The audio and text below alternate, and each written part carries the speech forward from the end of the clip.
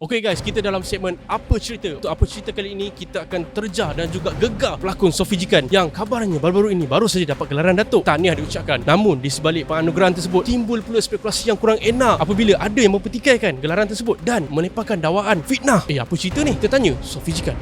Jom. Assalamualaikum. Sophie Jikan, boleh temu bual sikit? Sebab yelah baru-baru ni kisah panas ni. Jom kita interview sikit. Okay, terlebih dulu ni nak tanya apa khabar, sihat ke Sophie Jikan? Alhamdulillah, syukur, sihat sentiasa. Nak tanyalah, mungkin terlebih dahulu peminat nak tahu perkembangan terkini Sophie Jikan ni, mungkin boleh dikongsikan sikit. Alhamdulillah, buat masa ni saya fokus dengan untuk projek Puteri Santubong lah, untuk Kementerian Kebudayaan Sarawak dan Negeri Sarawak, khas untuk mempromosikan Sarawak sebagai culture untuk pelancongan, dan juga akan live streaming seluruh dunia. Jadi saya sebenarnya sangat bersyukur, sangat rasa rendah diri dan ada fan dan juga viewers daripada Dubai, London, France boleh sama-sama menikmati The Legend of Sarawak Puteri Santubong. Baru-baru ni lah kecoh di media sosial, ada yang kata Sophie Jikan sekarang ni sudah pun menggelar Datuk. Jadi bagaimana, apa yang boleh terangkan sikit status Isu untuk orang daripada perspektif dia lah. Isu saya macam mana saya nak kekalkan brand saya Sophie Jikan. You bayangkan saya meniaga tepi jalan pasar malam, you nak panggil Datuk, tak kena. Saya tak suruh you panggil saya Datuk, saya tak suruh you sibuk-sibuk. Kadang-kadang ada benda yang you tidak mengerti, yang you tidak fahami, yang you tidak ketahui. You boleh tengok dekat Wikipedia, google.com, you search sendiri. Tahniah lah saya ucapkan. So saya nak panggil Datuk ke Sophie ke macam mana ni?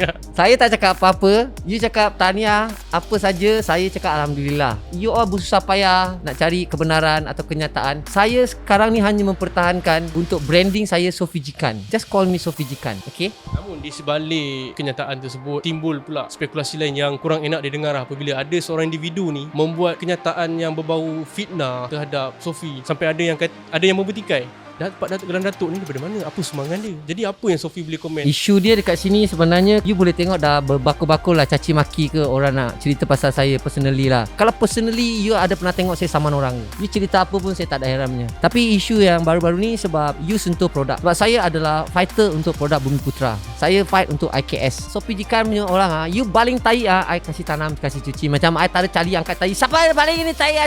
Mana orang ini? Tak ada cali punya mah. Tapi kalau you kacau itu bisnes I punya kawan punya bisnes ke, susah lebih lah. Jangan bikin susah, jangan kasih orang susah punya. Kabarnya Sophie bakal ambil tindakan susulan dengan membawa report polis dan juga saman individu terbabit. Sekiranya individu terbabit tampil memohon maaf, adakah permohonan maaf itu diterima oleh Sophie ataupun jumpa dekat mahkamah je lah? Masih mempertimbangkan lah kan. Maknanya ada hikmah, ada berhemah. Kalau kita saman dia sekalipun, kalau dia tak boleh bayar susah pun, kita akan fikirkan macam mana nak tolong bayar. Macam tu sekali kita punya situasi di sini. Tapi ini juga satu peringatan. Jadi maksud dia kalau tak ada kerjasama dan sebagainya, memang kita dah buat laporan polis. Untuk kita ambil tindakan seterusnya, itu semua atas nasihat polis dan juga atas nasihat mereka yang berkenaan yang lebih arif. Jangan sampai macam kita kasih selalu Oscar cakap malu sembang super bang.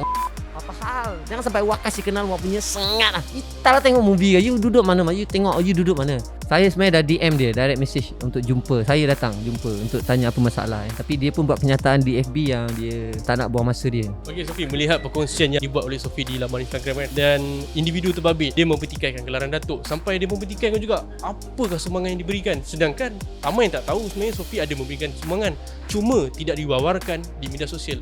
Betul kan? Sebenarnya I malu dengan sumbangan I sebenarnya. Itu pasal I pun tak pernah hibur. I sangat malu kerana sangat sedikit dan sangat kecil I punya sumbangan. Dan kadang-kadang apa yang kita bantu pun selalunya macam dulu kita support untuk tim tabung wakaf and medik infak. Kita ada support pampers dan susu saja. Kita pun tak ada wang banyak mau kasih lebih punya. Kalau recent pun I selalu cakap pun I pun wang tak ada punya. I selalu wang pun RM1 punya dalam wallet. Orang pun tak ada tanya hari ni apa mau cerita supaya orang pun tak ada faham. I bukan pun tak ada wang macam susah. You tak payah pening kepala I ada RM1. I pun tak pernah minta orang wang. Kalau you bertanya orang saya pernah minta pinjam pun tak ada. Orang tua-tua pernah pesan lah, kerana mulut badan binasa tu jagalah. Dia tak tahu apa sumbangan kami pernah buat. Saya sendiri latih Sophie. Kita buat sumbangan sebenarnya merata ceruk. Saya boleh tunjuk dekat wartawan apa yang kami pernah buat. Tapi saya tak pernah highlight. Cuma simpan lah. Pada yang duk cakap yang tak tahu apa tu, saya nasihat nak cakap lain kali fikir dulu lah. Setengah orang bagi kursi sebiji pun dia nak up. Saya tak ajar dia lagu tu lah. Dia ada tolong juga orang-orang Bumiputera yang peniaga-peniaga kecil. Walaupun dia review, patut kena bayar lah, dia artis kan. Tapi ada yang review free pun ada. Tu pun sumbangan juga tu. Cuma nak nasihat pada si orang tu lah, yang duk cakap, yang duk tulis bukan-bukan tu.